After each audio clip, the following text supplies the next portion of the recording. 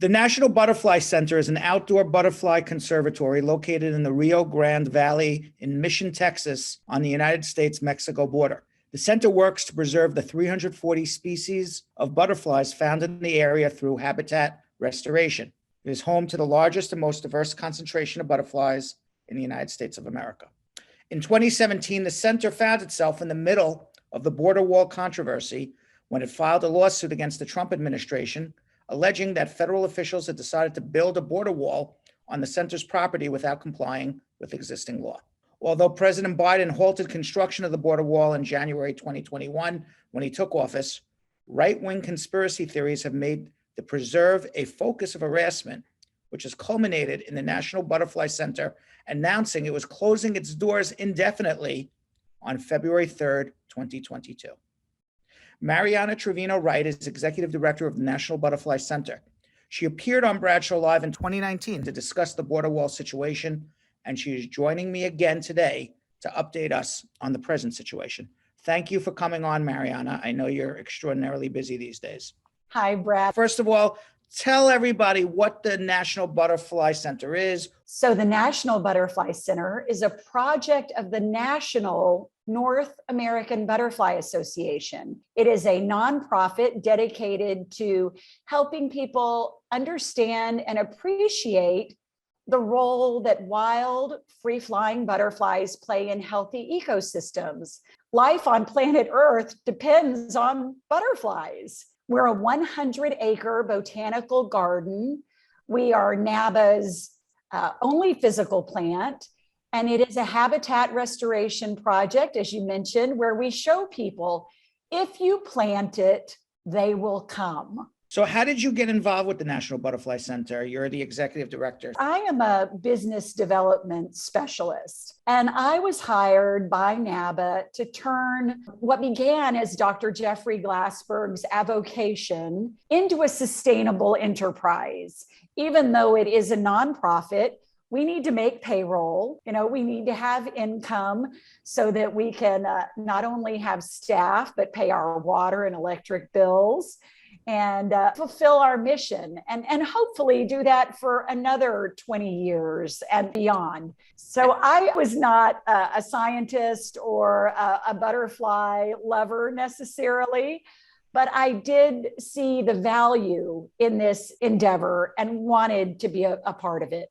Now, your career started to make a U-turn when the National Butterfly Center sued the Trump administration in 2017. Why did the National Butterfly Center sue the Trump administration? So on July 20th, 2017, more than 9 months before any congressional vote authorizing or appropriating funds for border wall, I found government contractors here, and they were cutting down our trees and mowing down our brush.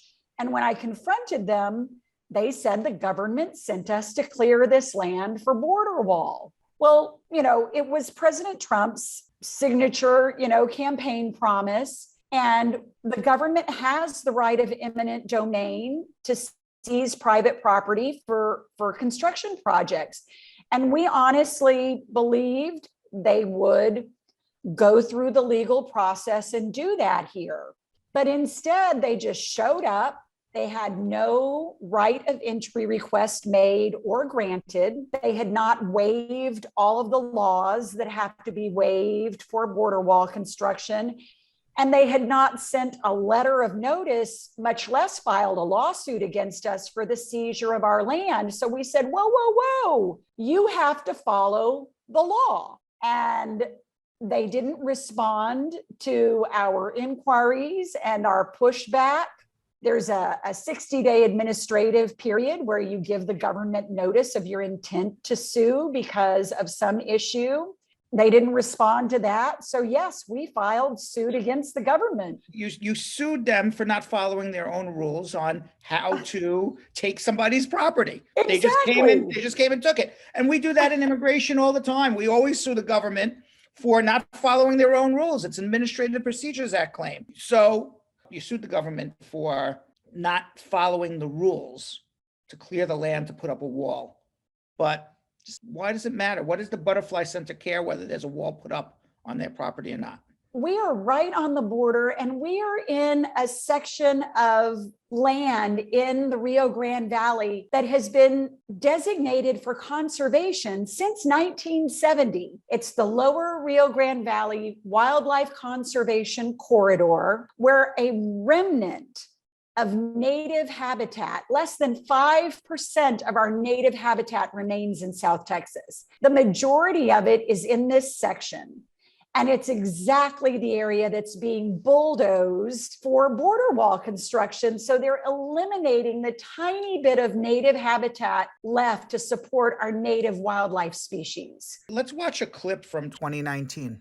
If we thought that this border wall, which is going to be built over 2 miles inland in some places in South Texas, would do anything at all to protect America, then we might support it. It's going to leave parts of the United States, including residential subdivisions, RV parks, churches, the National Butterfly Center, behind the border wall in this new no man's land, and everybody gets the gate code.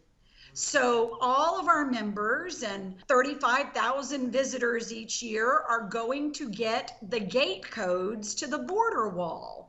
Doesn't this sound kind of preposterous? Each butterfly is intimately tied to one or two plant species. You eliminate the plant from the landscape equals eliminating the butterfly. So if we don't have butterflies, we don't have anything to pollinate the plants and grasses that remain. Eliminating vegetation from the earth leads to greater radiant heat temperatures, erosion, lack of water filtration, diminished air filtration, and we're doing this on the banks of a vibrant river that we call the Rio Grande, but in Mexico it's called the Rio Bravo. It's a big, bold, wide, powerful river, and we're going to eliminate everything that holds the earth in place. Okay, so that was in 2019. Let's fast forward. We're now in 2022. 4 years later, President Biden stopped the border wall construction, so you would think everything would be okay at the Butterfly Center. When he took office in 2021, he said no more border wall. But unfortunately for you, your staff, the butterflies, the environment, the situation is getting worse. What's going on? So, yes, as you said, President Biden did, by executive order, the day he was inaugurated, halt all border wall construction. But this summer, he lifted that stay. And border wall construction is continuing today. It is not being reported, and it's not for lack of our trying. And we invite media here. We've been posting photos to our Twitter and Facebook. We're sending video clips out, but the right-wing media doesn't want to report it and let conservatives think, oh my gosh, Biden is building border wall? Then he must not be allowing this open border with everyone just pouring in. And the mainstream and left-wing media are not reporting it because they don't want Biden to get a black eye from Democrats and people who actually voted for him, many on his promise of not another foot of border wall.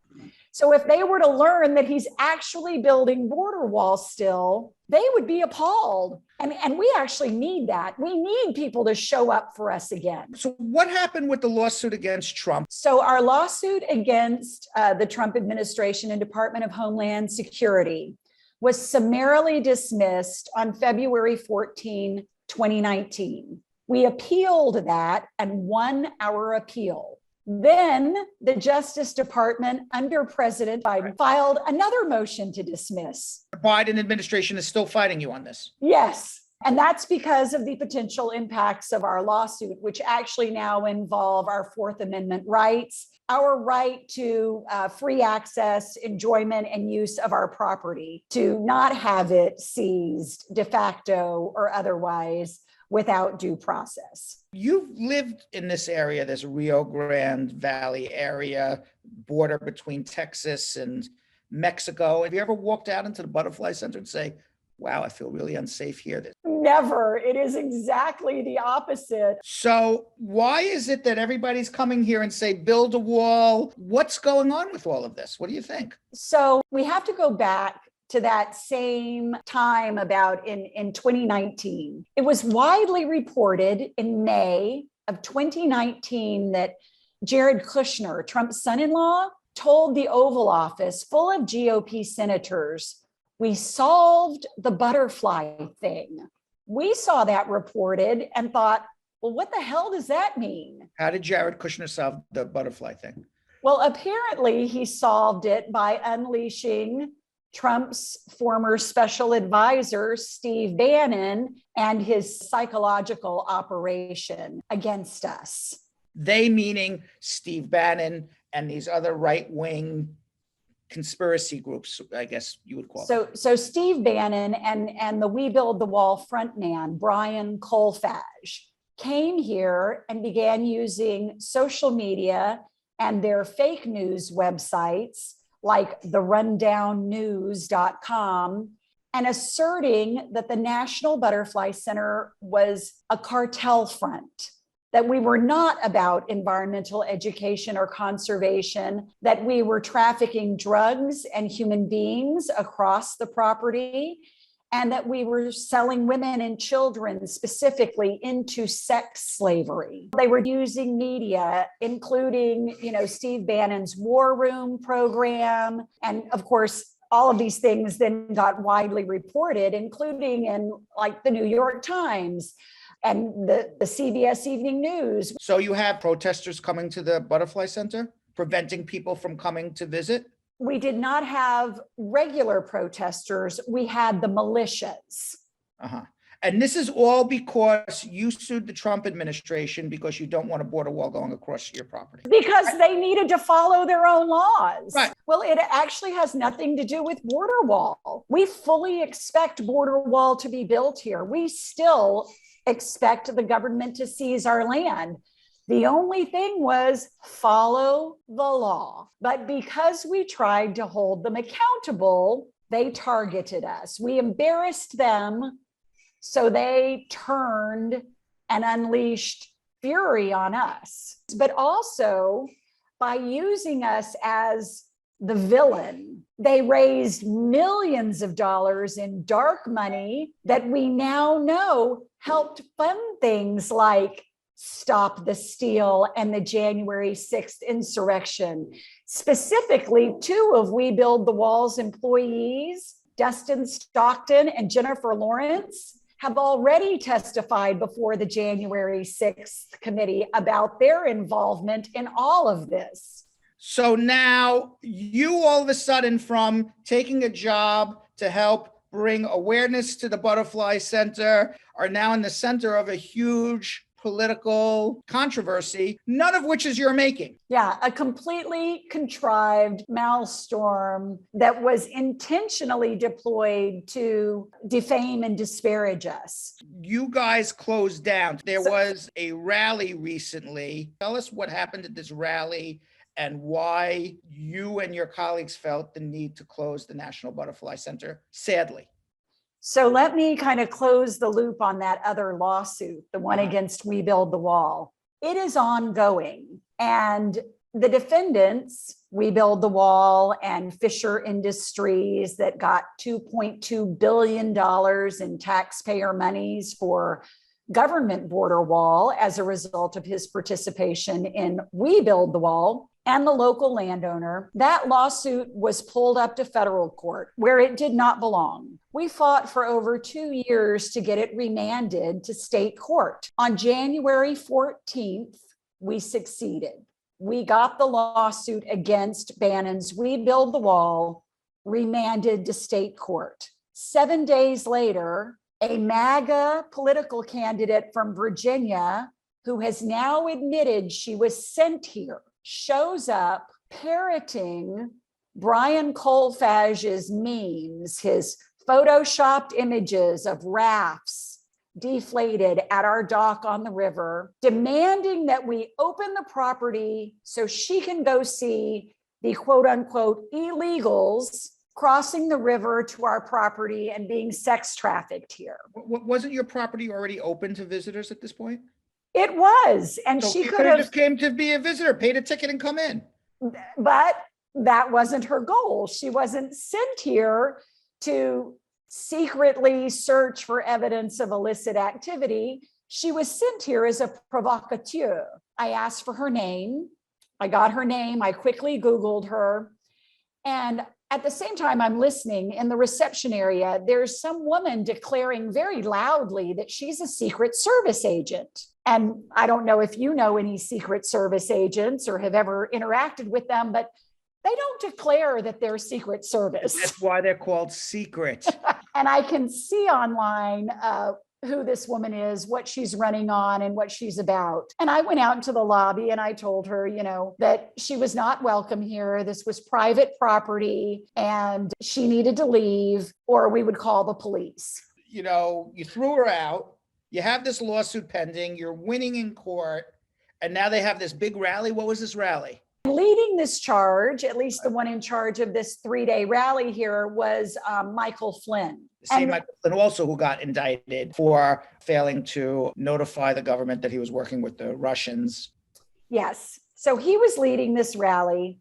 We didn't know about the rally, but while we waited for the police to show up after that candidate left the property, I spent some time on her Facebook page and saw another political candidate I know. And so I called that candidate and I said, "Hey, do you know this woman? I see you photographed together. What's the deal?" And he told me, and he's a former state rep and he's a Republican. He's entirely credible to me, somebody I've known most of my life. He said, Marianna, he goes, "I strongly suggest that you be armed at all times, or better yet, out of town for the rest of the week. And you should consider closing the center because of this event." And he told me all about We Stand America, how they had planned their own caravans to the border to go show all of their participants the cartel activity. He said that I and the center were targets of this rally. I took this man's word most seriously. That, coupled with the fact that this congressional candidate had shown up here very deliberately, parroting the malicious accusations made by We Build the Wall, and with the intention of provoking something, we took this very seriously. And as a result of that, you closed the Butterfly Center. Well, we only closed for those 3 days, and we came back and we thought we'd just go about our business as usual, imagining the rally's over. These people have moved on.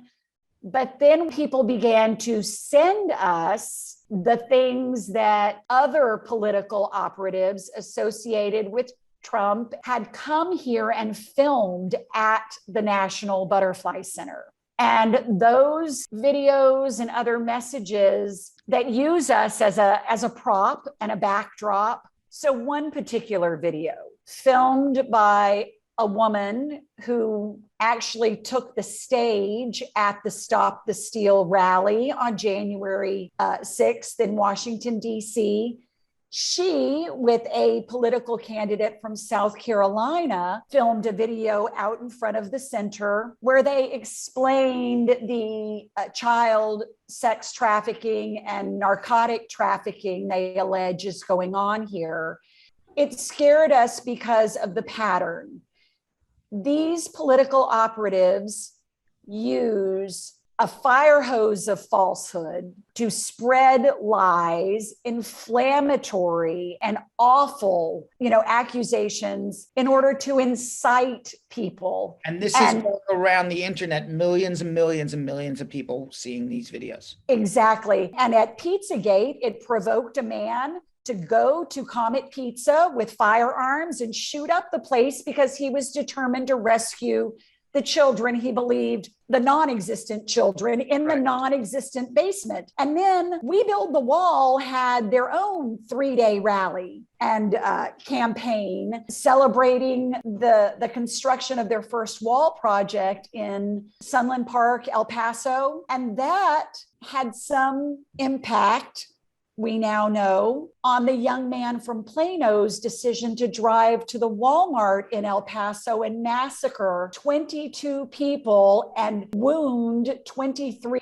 others. So part of their playbook is provoking this lone wolf stochastic terrorism with a body count. And by the way, the Mission, Texas police chief, Robert Dominguez, has gone on record, said there is not a scintilla of evidence that Butterfly Center is involved in any form of trafficking, child molestation, anything that would be illegal or against the law, other than you are there as an environmental sanctuary for butterflies. And, the southern border is almost 1,900 miles long. The MAGA people could use any location in this 1,800 plus mile long border as a backdrop for promoting these lies, but they've chosen us for a reason. So what was the day when you woke up and you said, we have to close down, we're in danger here? When was that decided and who decided that? So after we started to receive copies of these videos and things that were being pushed out on the MAGA media channels, I shared them with the NABA board of directors. And over the course of 2 days with 2 different board meetings, they decided that the best thing to do would be to close to the public and to try to engage licensed private security to come and assess the land and the risks to the nature center, to do some online detective work, and to do some staff training so that we might all be more aware and safer and prepared, I guess, in as much as you can be. We reached out to local police, county, state, and federal. We even met with the FBI because as part of this threatening and targeting, we were also, me and the center and my family were targeted by the man recently released from federal custody for his role in the Tree of Life synagogue massacre. And the FBI said, too bad, so sad, not our job. So what do you do from here? We want to get back to business as usual. We want to get back to having school field trips every day, to educating children and sharing with them the wonder of the outdoors. But in order to do that, we're going to have to, the word from the security professionals is harden the property and the staff to some degree. And that's a really, really sad thing to me. So what do you think someone should take away from this? What's the moral to the story here? Well, the first thing is, I hope that people will see through it. I feel like there's some sort of mass psychosis in America, like the country collectively is losing its mind and all sense of what is true and false. Can you tell people how they can support the National Butterfly Center?